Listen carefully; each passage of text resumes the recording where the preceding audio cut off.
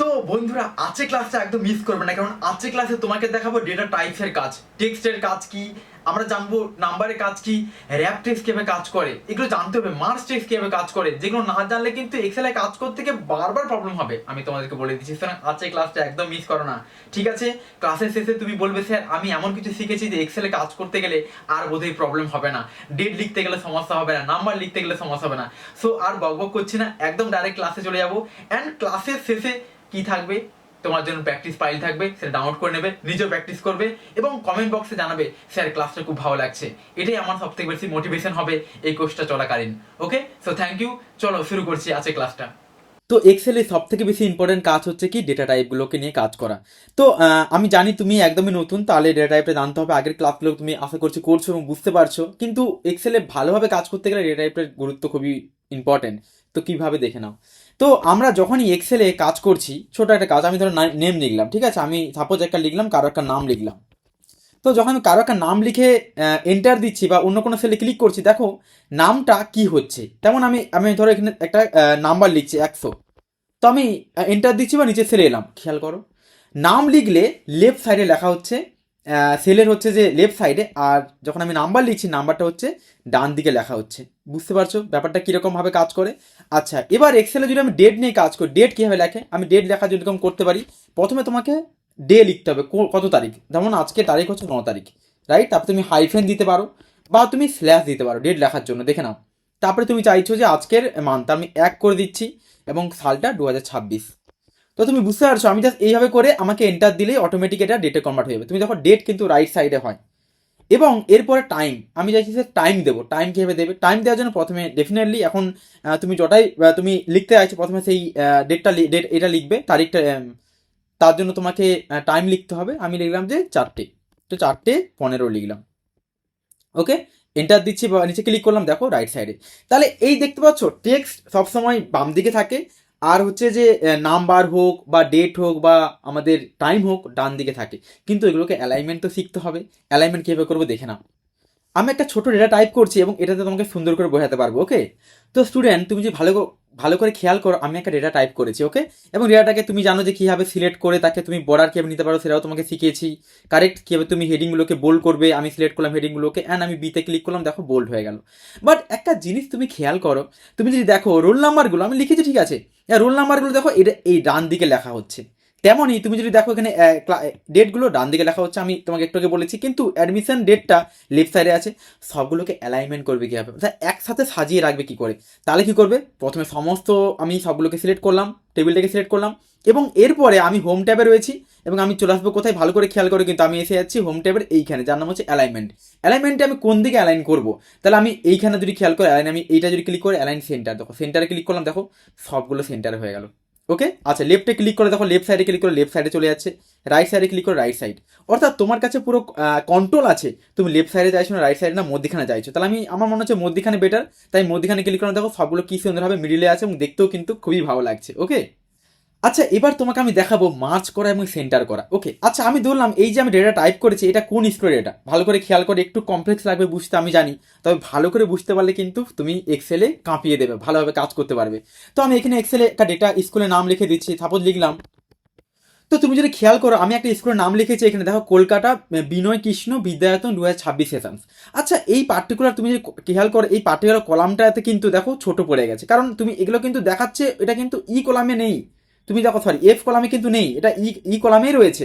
তাহলে তুমি যদি এটাকে বড় করতে যাও, ধরো আমি বড় করতে গেলাম, দেখো এটা অনেক বড় হয়ে যাবে। বুঝতে পারছি। তাহলে এবার আমার এখানে সমস্যাটাকে সলভ করার জন্য আমি কি করবো, ভালো করে খেয়াল করবো। সমস্যাটা সলভ করার জন্য তুমি বলবে, আমি তোমাকে যদি ভালো করে দেখাই, আমি কৃষ্ণ বিনয় কৃষ্ণ এখানে বিদ্যায়তন লিখেছি, তো এখানে যদি আমি অন্য কিছু লিখি না, তারপরে আমি এবিসি কিছু একটা যদি লিখি, তাহলে দেখো এখানে কিন্তু নামটা গায়েব হয়ে যাবে। মানে যেহেতু এটা অনেক বড় নাম, কুলাবে না সেলটার মধ্যে।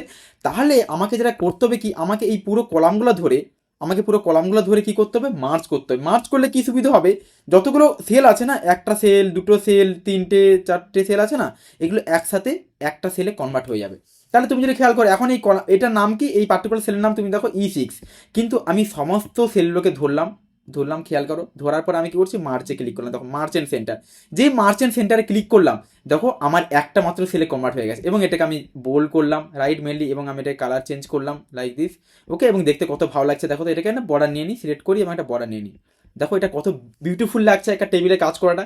কিন্তু যদি আমি না করতাম তাহলে কাজ করতাম। মার্চে কী হয় বলো, অনেকগুলো সেলে একটা সেলে কনভার্ট করে দেয় এবং অনেকগুলো সেলকে একটা সেলে কনভার্ট করে দিচ্ছে, একত্রিত করে দিচ্ছে, তাহলে ডেটাগুলোকে দেখতে কিন্তু সুন্দর লাগছে। আর যদি এরকম না করতাম তাহলে প্রবলেম কিন্তু হয়ে যেত। ঠিক আছে, তাহলে মার্চ করা শিখলাম।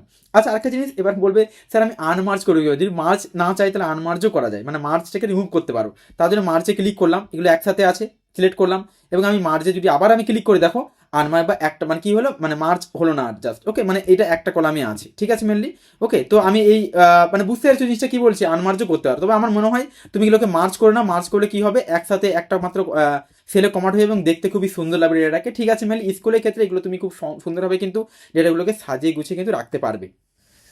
তো তোমাদেরকে এবার দেখাচ্ছি র্যাপ টেক্সট বা র্যাপ মানে কি ভেঙে দেওয়া। ঠিক আছে, তো র্যাপ টেক্সটটা ভালো করে দেখার চেষ্টা করো। তো আমরা এখানে একটা সিটে কাজ করছি, কিছু মেডিসিনের নাম লেখা আছে এবং তাদের ডেসক্রিপশন লেখা আছে, মানে মেডিসিনটা কী কাজ করে। আচ্ছা এবার কোশ্চেনটা হচ্ছে যে ডেসক্রিপশন দেখো অনেক বড় এবং তোমাকে যেহেতু বলেছি এটা কলামে ফিট হচ্ছে না, দেখো কলাম বেরিয়ে নেক্সট কলামে কতগুলো কলামে চলে যাচ্ছে। তো এটা তো ঠিক নয়। তো আমরা কি করব, তুমি যদি বলো যে স্যার আমি যদি ডেসক্রিপশানে কলামটা মানে জি কলামটাকে যদি বাড়িয়ে দিই তাহলে তো পারফেক্টলি এটা কলামে ধরে আমি জি কলামটাকে এরকম বাড়িয়ে দিচ্ছি। আচ্ছা তুমি কত বড় এরকম কলাম বাড়ালে প্রবলেম হবে তুমি জানো নিশ্চয়ই, কারণ নিচে যদি কোনো ডেটা থাকে, আমি যদি নিচে কোনো ডেটা কাজ করি তাহলে কিন্তু এদিকটাও বেড়ে যাবে, সাপোজ এদিকটা আমার অনেকটা বেড়ে যাবে, তাহলে এটা উচিত নয়। তাহলে আমি কি করব, র্যাপ টেক্সট করতে পারি। অর্থাৎ আমি চাইছি যে জি কলামটা আমার এতটা রাখলাম, মানে আমার এতটা, আমি চাইছি আমার যতগুলো যা কিছু লেখা যা থাকবে তা এতগুলো এর মধ্যেই যেন ধরে, মানে এর বাইরে যেন না চলে যায়। তাহলে তার জন্য র্যাপ টেক্সট ইউজ করবো। সিলেক্ট করবো প্রথমে সেলটাকে যেমনটা দেখতে পাচ্ছ, অ্যান্ড আমি হোম ট্যাবে রয়েছি এবং আমি মাউস নিয়ে আসবো কোথায়, দেখো র্যাপ টেক্সট বলে মেনু আছে, ওকে আমি হোম ট্যাবেই রয়েছি কিন্তু, হ্যাঁ র্যাপ টেক্সটে ক্লিক করলাম, দেখো অটোমেটিক্যালি টেক্সটটাকে ভেঙে দিল এবং দেখো কি সুন্দরভাবে সেট করে দিল। তারপর নিচেরটাও ক্লিক করবো র্যাপ টেক্সট এবং আমি ক্লিক করলাম র্যাপ টেক্সটে ক্লিক করলাম অ্যান্ড 3 নম্বরটাকে ক্লিক করলাম র্যাপ টেক্সট করবো। আচ্ছা র্যাপ টেক্সট করলে সুবিধা কি হচ্ছে, যত বড়ই তোমার ডেটা হোক না কেন তাকে সেট করে দেবে একটা নির্দিষ্ট জায়গার মধ্যে। এর ফলে কি বলতো আমাদের একটা ডেটাগুলোকে সুন্দর করে সাজিয়ে গুছিয়ে রাখতে কিন্তু হেল্প হয়। তাহলে বুঝতে পারছো তো র্যাপ টেক্সটের কীভাবে কী কাজ করে র্যাপ টেক্সট, এগুলো কিন্তু ভালো করে মনে রাখা কিন্তু ভীষণ ইম্পর্টেন্ট, ওকে। তো বন্ধুরা এখন যে টপিকটা তোমাকে দেখাবো এটা কিন্তু খুবই ইম্পর্টেন্ট, দ্যাট ইজ কল কি আমাদের ইনক্রিমেন্ট এবং ডিসক্রিমেন্ট। তো ইনক্রিমেন্ট আর ডিক্রিমেন্টের ডিফারেন্সটা কি আছে ভালো করে দেখো। তুমি যদি দেখো আমাদের ডেটাটাগুলো ভালো করে দেখো, সাবজেক্ট রয়েছে এবং তার সামনে সায়েন্সের কি সাবজেক্ট আছে সেগুলো এখানে লেখা রয়েছে, তেমনই আর্টসের সাবজেক্ট রয়েছে এবং আর্টসের কী কী লেখা রয়েছে এখানে লেখা রয়েছে। ম্যাথমেটিক্স ফিজিক্স এবং কেমিস্ট্রি এটা না মানে সায়েন্সের ভেতরে বা মানে সায়েন্সের আন্ডারে থাকবে। অনেকে কী করে জানো তো, এই ম্যাথমেটিক্সের আন্ডারে এম এর আগে মাউস নিয়ে এসে স্পেস দিয়ে এর মধ্যেখানে নিয়ে আসে। এটা কিন্তু সঠিক প্রসেস নয়। তুমি কতবার স্পেস দেবে ম্যাথমেটিক্সের আন্ডার আনার জন্য, তাহলে সায়েন্সের আন্ডার আনার জন্য, তাহলে কী করবো তোমাকে সব থেকে সোজা জিনিস দেখিয়ে দিচ্ছি। তুমি কী করবে, সাবজেক্টগুলোকে সিলেক্ট করবে, করার পরে তুমি কি করছো, এইখানে লেখা আছে দেখো এই মেনুটা, যার নাম কি দেখো খেয়াল করো, যার নাম হচ্ছে ইনক্রিজ।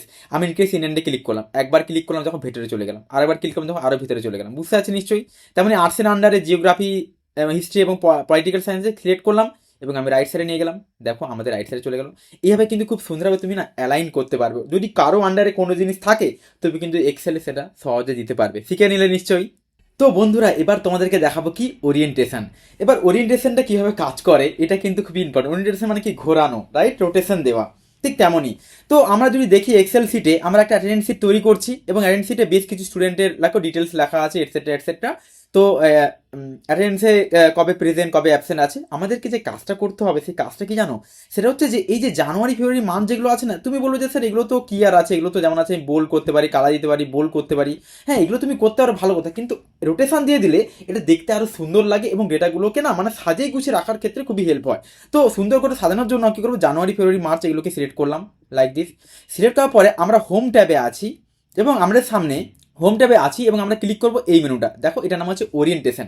আমি এর মধ্যে একবার ক্লিক করলাম, এটাতে কি হবে জানো, তো যে জিনিসটা হবে সেটা খুবই ইন্টারেস্টিং। আমি তাহলে কি করলাম, প্রথমে হচ্ছে যে রোটাকে সিলেক্ট করলাম জানুয়ারি থেকে জুলাই পর্যন্ত, করার পরে ওরিয়েন্টেশন মেনুতে একবার ক্লিক করলাম।